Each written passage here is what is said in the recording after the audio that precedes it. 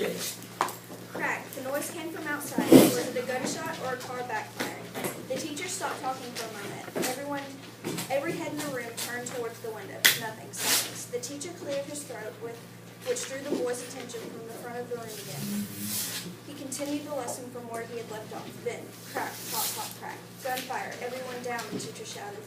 Some of the boys moved at once, ducking their heads and hunching over. Others sat frozen, their eyes and mouths wide open. Salva covered his head with his hands and moved from side to side in panic. The teacher edged his way along the wall to the window. He took a quick peek outside. The gunfire had stopped, but now people were shouting and running. Go quickly, all of you, the teacher said, his voice low and urgent. Into the bush. Did you hear me? Not home. Don't run home. They will be going to the villages. Stay away from the villages. Run into the bush. He went to the door and looked out again. Go, all of you now. My book talk is A Long Walk to Water by Linda C. Park.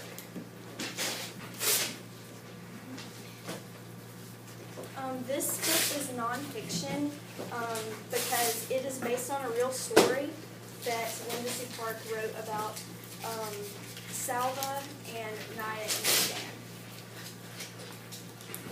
The main characters are Naya. She has to support her family by walking to water every single day for 8 to 10 hours just so their family can survive.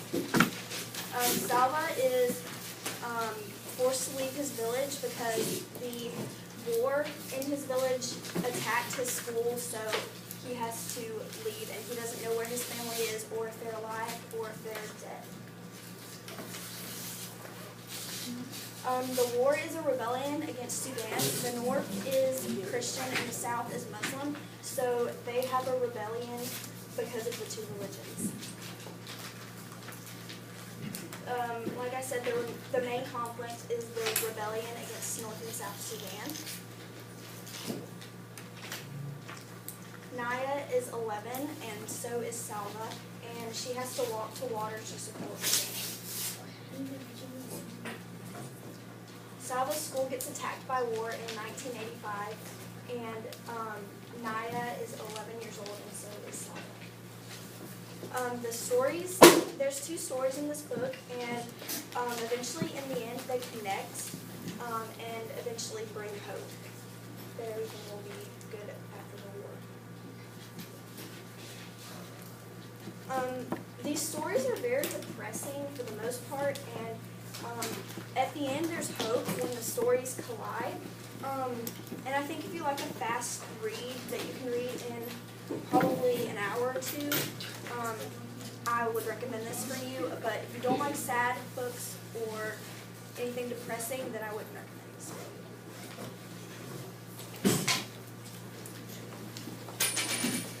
How would you read that book in an hour or 2?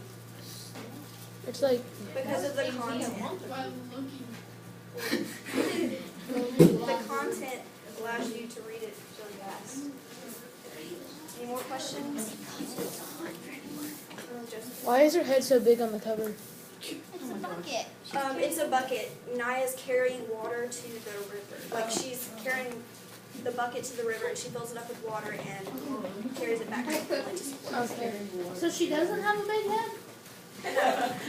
Maybe she So does. this is like what we were learning about in social studies in Africa, how the girls of the family have to go and do all that. Would you read the book again?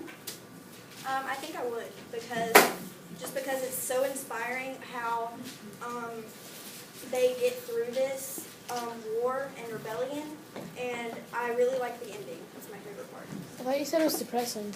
It is depressing, but then the ending is really hopeful. Oh, okay. So, Okay. any more questions?